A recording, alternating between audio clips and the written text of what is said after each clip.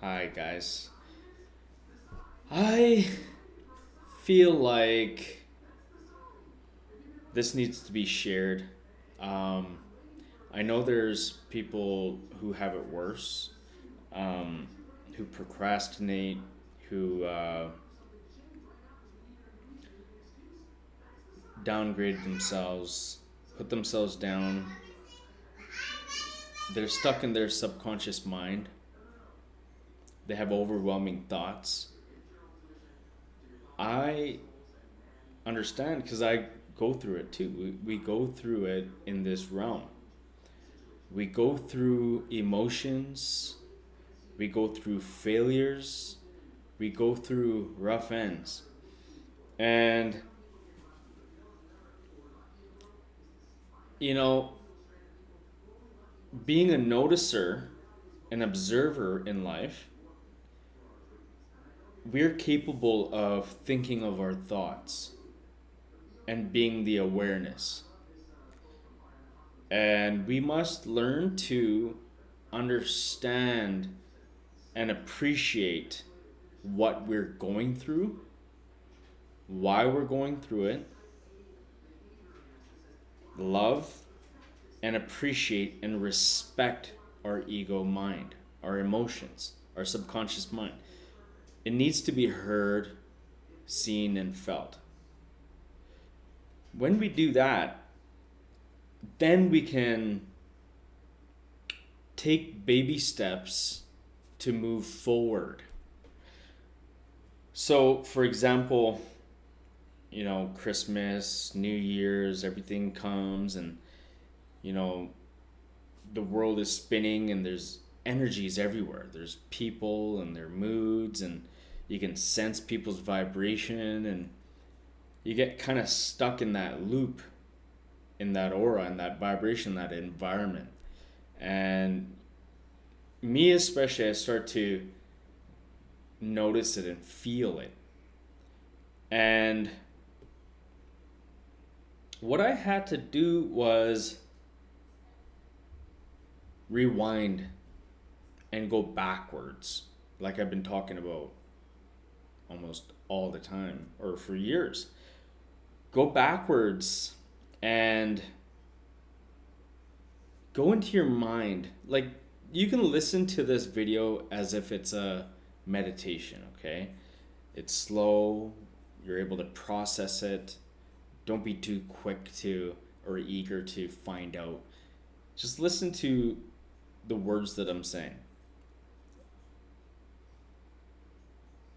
and understand that we're processors. Right? We process things, we observe, we articulate, we become logical and analytical. And what I did was, I did all that work, the appreciation, understanding, facing my character, my self identity, my fraudulence, and then own up to it, and then rewind and go backwards. So go backwards means start to look at yourself and all the progress you made, and why are you stuck now? So I said, hey, I stopped doing my routine. I stopped doing what was important for a few days. And it's okay. You know, it's okay to fall back. It's okay to give up. But for how long? Remain the noticer, the observer, the student of life. You know you're a spiritual being. As long as that is inside of you and you know that, you'll never give up on yourself. You'll always have a will to move forward. So get back to the grind. Own up to yourself. Commit to yourself. Commit to yourself. Make an oath to yourself again. I have children, I have a partner. There's so many things in life that we can blame and use as a justification why we cannot do what we have to do for ourselves, let alone our own thoughts and downfalls and negativity and past and traumas. So I know it gets hard, but it's okay. Learn to love yourself, appreciate yourself, and learn to understand yourself better. Listen to your thoughts, listen to your inner feelings. Start to appreciate them.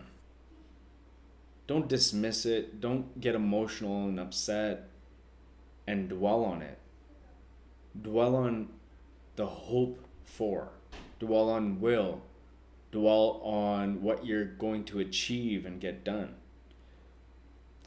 I went through a phase for 2 days. I didn't know what to do. And I love change. I love destruction and destroying. I've been talking about this. Destroy things, your old self, in order for life to grow. Get rid of the old. We donated so much. We got rid of jackets and blankets and teddy bears and so many things. Release, surrender in order to attract new. And what did I do? A new change? Man, I shaved everything off, everything. And I looked at myself, I'm like, oh my God, what did I do? And I had to sit in that uncomfortability, and I realized that I used to always be ashamed of what I looked like. In front of people, in front of myself, I had to always look a certain way. So I learned to embrace the uncomfortability and keep moving forward in the uncomfortability. And I think what that's going to do for us, it's going to build integrity, discipline, and not giving a fuck. Don't give a fuck about the negativity that's going in your brain. Don't give it the attention that you think. The attention that you're giving is the wrong attention that you're giving it. You're falling victim to your emotions, and you think it's a reality. You think your thoughts are real. They're not real, but they can turn into reality if you choose to fall victim to your feelings and your thoughts and your emotions. So how long are you going to stay in that? If I did all that and I stayed depressed and looking at myself, I'm like, oh my God, what am I doing? I wouldn't have a purpose. So I discovered I had a purpose behind that. I wiped off my mask that I was holding for so many months, maybe a couple years. I'm growing it back. I'm gonna grow it back. I like it, but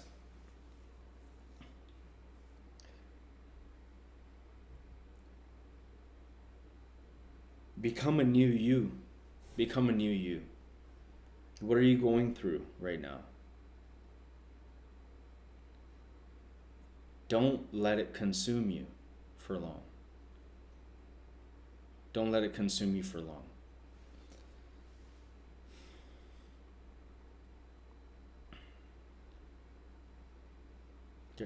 I mean,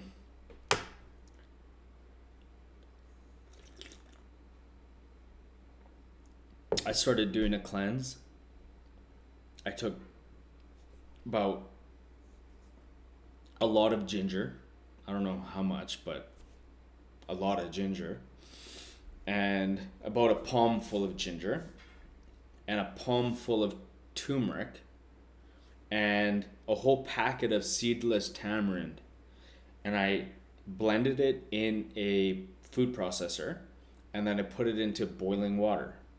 And I boiled it for about 15-20 minutes, and then I strained it and I pushed it through, and then I took all the remains, put it into another smaller pot of boiling water, repeated the process, and then strained it, and then threw the pulp out, and then added it all into one, put it into individual mason jars.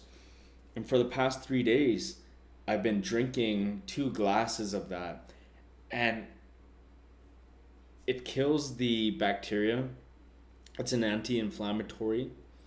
It's a cleanse. It's good for your blood. And it will kill the germs and the parasites. It'll flush it away. So that can help you regulate your emotions as well. What happens up here happened here. The food we eat, the food choices we make,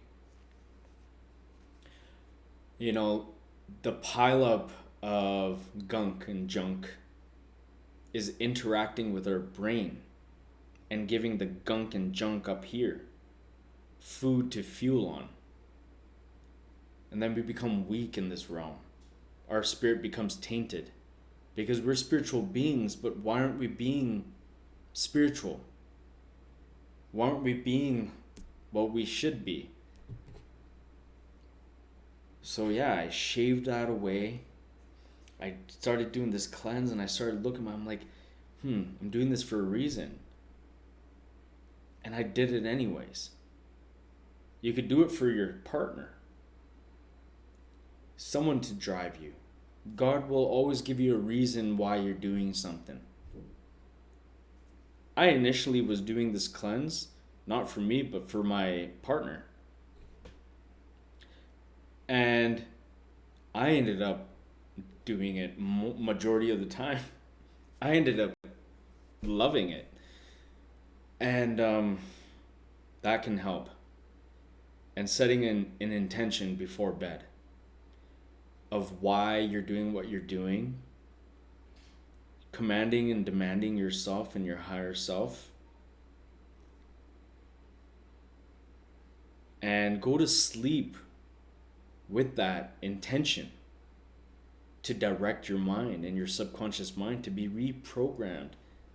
Give it reason, and then wake up with that and follow through with the awareness, like what you're doing and everything. Okay, these are steps that you can do real time. I will post. I did a whole coaching session for my family, for my son. I do it every now and then. It's audio, and I came to realize, like, yeah, those 3 days set me back. Those 4, 5, 6 days over the holidays set me back. Emotionally, spiritually, my gut bacteria, my mindset, the brain fog. But how long are you going to stay like that? You're the awareness, you're the observer. And then I came to realize, come today, that every change that I was doing and implementing into my life is progress. Small baby steps leads to something. So just take it easy on yourself. Don't be so hard on yourself. And don't let everything around you defeat you. You got this. You're in this world. And you are guiding your own intelligence. You're a spiritual being. Take ownership and accountability and action. And you got this.